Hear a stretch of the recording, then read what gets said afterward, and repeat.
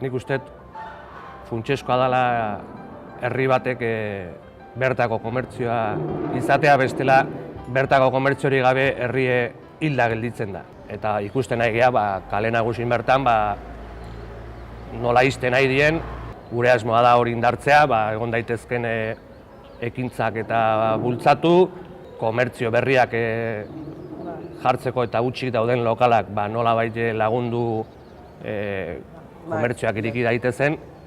Bai, eta hor barrun, nire ustez baita da parte oso garrantzitsue gure azoka, ez?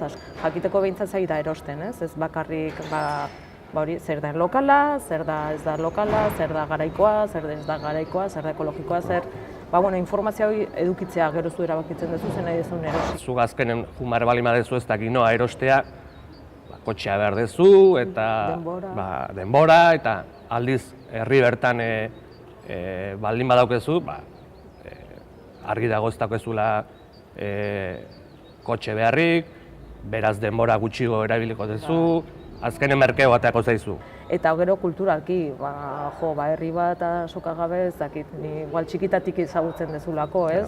Beti asteartean daukezu asoka. Hoi mantendu behar da, zeti bestela hemendik 10 urtean igual ez daukegu asokai. Ni Mikel Olano naiz, ikusten dut, EH Bildu dala pixkate gauzak bestera batera egiteko eta dela alderdi hori, ez?